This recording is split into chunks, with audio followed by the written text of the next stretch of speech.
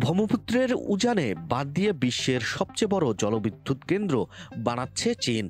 তিব্বতে $৩37 million ব্যয়ে এই mega প্রকল্প বাস্তবায়নের উদ্যোগ নিয়েছে বেজিং প্রশাসন। বিশাল এই প্রকল্পটি বাস্তবায়ন হলে ব্যাপক প্রভাব পড়বে ভাটির দেশ বাংলাদেশ ও ভারতে। 2020 সালের শেষের দিকে তিব্বতীয় মালভূমিতে বিশ্বের বৃহত্তম জলভূমি বাঁধ নির্মাণের ঘোষণা দেয় চীন। ওই অঞ্চলে সর্বোচ্চ ও চীনের পঞ্চম বৃহত্তম ইয়ারলুং জাংপো হ্রদের ভাটিতে বাঁধটি নির্মাণের সিদ্ধান্ত নেয় বেজিং প্রশাসন। ভারত সরকারের আপত্তি উপেক্ষা করে এবার বাঁধ নির্মাণের সিদ্ধান্ত চূড়ান্ত অনুমোদন দিল চীন সরকার।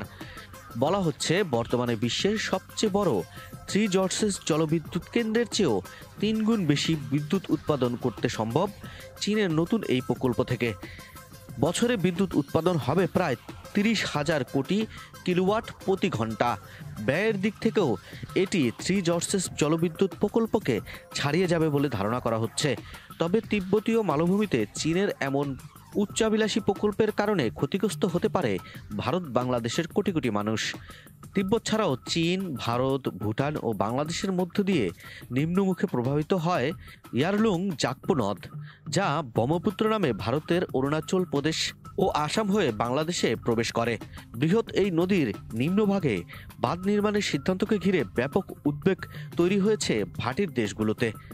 শঙ্কা, ভাটির কারণে পাল্টে যেতে পারে নদের নিম্নভাগের পানি প্রবাহ এবং গতিপথ, যাতে নেতিবাচক প্রভাব পড়তে পারে ভারত ও বাংলাদেশে। ধারণা করা হচ্ছে, বাঁধটি নির্মাণের ফলে বাস্তুচ্যুত হতে পারে বহু মানুষ, এমনকি ঝুঁকিতে পড়তে পারে তিব্বতের নিম্নভাগের পানি সরবরাহের ব্যবস্থা। এরই মধ্যে ইয়ারলুং জাকপো নদের উপরিভাগে জলবিদ্যুৎ উৎপাদন শুরু করেছে চীন।